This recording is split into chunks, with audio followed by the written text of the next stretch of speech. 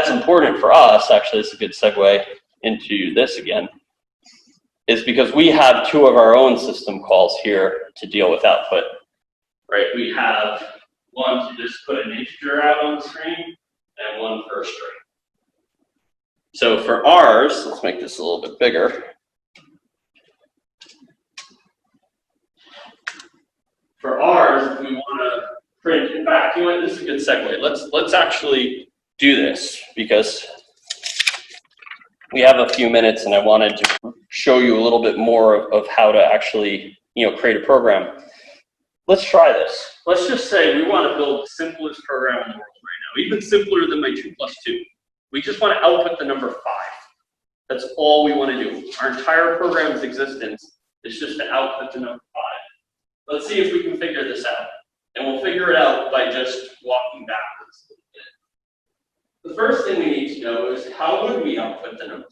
So if we come to our system calls here, I have one for outputting an integer, one for outputting a string. Well, I need the integer one, right? I could actually do it with string one too, but I'm going to use the integer one.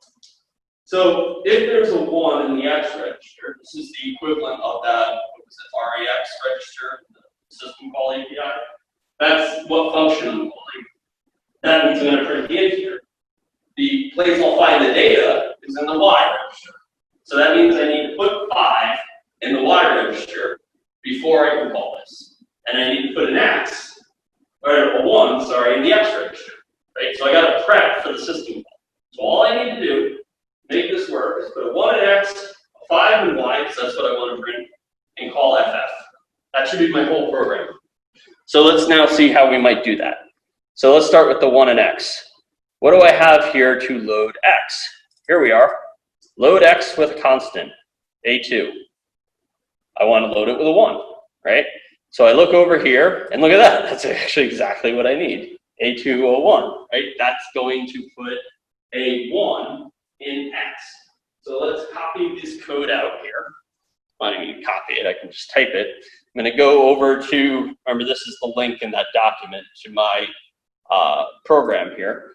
And we're going to say, let's call this print 5. That'll be the name of our program. So I don't think you have to put the 0x here for hex if you don't want to. I think it'll work if you don't. Let's try it. So A2, worst thing happens, I break it, it doesn't work. It is comma delineated though, so you have to put commas after each one. Remember that you have 1 byte things to work with. So the opcode and the operand are 2 different things, right? So A2 is the first one. The number I want to put in there is 01, right? That will put a 1 in the X register. Now, let's go back. The next step I want to do is put something in the Y register. Load the Y register with a constant. There we are. So A0 and then the constant. Now I said 5, right? Okay. So let's go back here. Let's do what was it, A2? Hold on. That's A0. What did I put in the last one? Oh, A2. The other one was A2, sorry. A2, 0, 5. Cool. Now I should have a 5 in the Y register. So I have an X in or a 1 in the X and a Y in the 5. All I have to do now is call the system call. So that is FF. I think this is my program. Let's try it. So copy this just in case I need it. I think I ran it. There it is. Printed 5. Look at that. So that's the idea of how we're going to use this thing. In fact, we have a couple of minutes. I'm really curious if it works. I see a few laptops.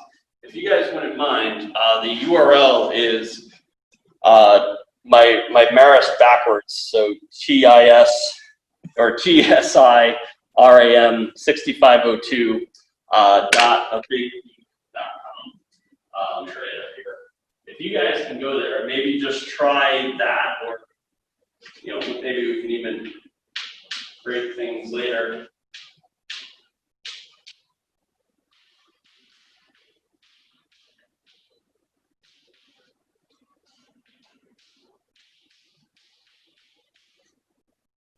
Go there, and I'm just curious to see if multiple people are getting it. It should work. I've tested a little bit, but this this is the first year we're running this, so it's been up now for like a week. It hasn't crashed. I actually put monitoring on it. But yeah, give it a go and see if it works. I see some cows. Cool. You can even change. You want to get a little bit of flair. You can, you know, change the numbers. Let's see. This one output an error. This one I got a 5. That one we got an error. Try. I'm just gonna, out of for my own curiosity, let's change this one. Let's put an A here. Let's output 10.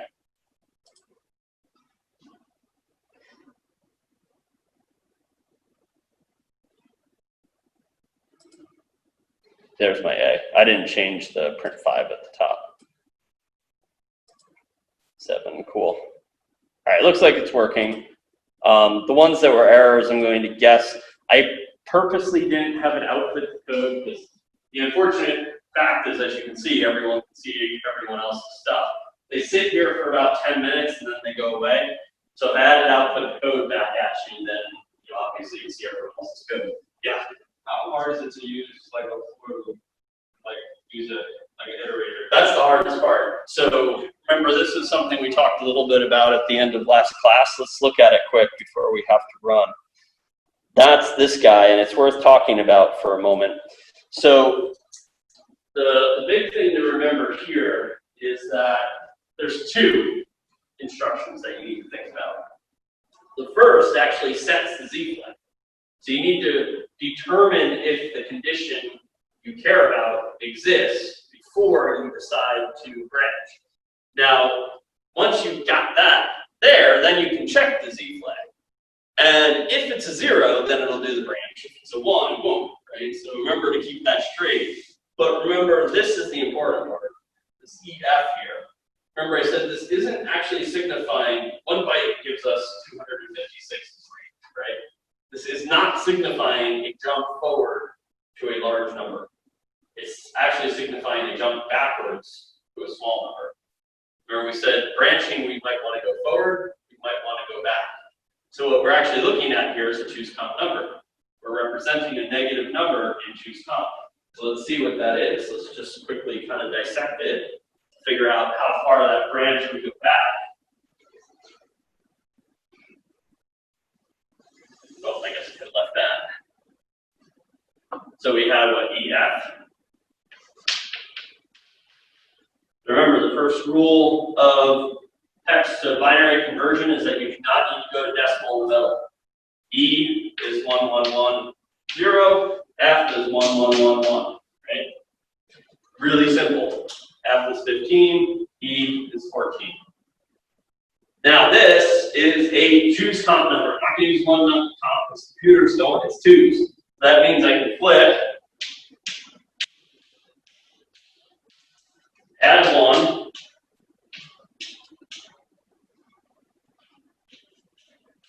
and that's my number, and that is a 17. So I'm going back 17. Now, the other trick to this was the big one, was that remember when you're going through your program, let's put our imaginary program counter in here. I have, let's do 1, 8, 1, 9, 1A. Why am I doing this? Remember my program counter, I'm representing it in hex, right? So this is 16 plus 8, so I'm at 24. This is 25 in decimal, this is 26, right? And in fact, the program counter, we said it's really 2 byte because our address space is 16-bit. So it's really that. I was just leaving zeros off. But what's super important here is that let's say your branch instruction is a DO, railroad grain rate. Yes, DO, D0 is here. Your program counter, remember, gets incremented immediately after, on a real computer, immediately after a fetch. And little man computer, we said the program counter kind of got incremented at the end. We didn't really pay much attention to that. This was an afterthought. But in a real computer, the moment I get this instruction, put it into the instruction register, I increment my program counter to that. It's an optimization, it saves me time. So now the branch we said was EF, like the distance we wanted to go. So that's here. Remember, I can only put one byte in this in any memory address or my general purpose registers at a time. It's not like EF is here, it's down here. So now when I retrieve this to find out how far I have to branch, now my program counter is here, right? So when you actually perform the branch to go back 17, you're going back from here, not from here. Remember that, that's important, right? So you have to remember, you have to think about where the program counter will actually be when you perform the branch. So when you're counting back, because you might have that line of code, you might say, oh, okay, this is the line of code I want to get at. It actually might be too, different from that based upon this, right? You got to remember, you're not branching from 10019 here, you're actually branching from 001B. Yeah. So when we're doing our lab, like let's say we're stuck, is there like resources out there? Yeah, so well let me show you. So here, there's a bunch of examples down here, and I did put a basic loop in here. So this one should be easy to follow. I put the assembler and here's the instructions, right? If you look at where it branches, see this D0, F3? And I have it up here so you can see it as well. So basically what you can do is like if you take F3, right, and flip it so you can figure out where it's supposed to go. Let's just take this off for a second. I don't think, we'll have to duck out of here in a moment because I don't know if they need to clean or not. But the F is obviously 111, 3 is 0011. I flip it. I'm going to do the add 1 here. So I flipped it and added 1. This is how far I'm jumping backwards. This is a negative 13. So I'm going back 13 lines of code. Let's look at that. Here is my D0. What's important to remember is that your program counter is not going to be here when this runs. It's going to be here. So I go back 13. 1, 2, 5, 6, 7, 8, 9, 10, 11, 12, 13. Landing on this A8. Right? So when you look at your program, and then let's make sure that makes sense. Look, it is. Back, A8. So you just got to count it out right. That's the only key. And these are the resources you have, and that's kind of on purpose, because low-level programming at this level, like you have some examples, you get no feedback. It just either works or it doesn't. That's kind of where it is at.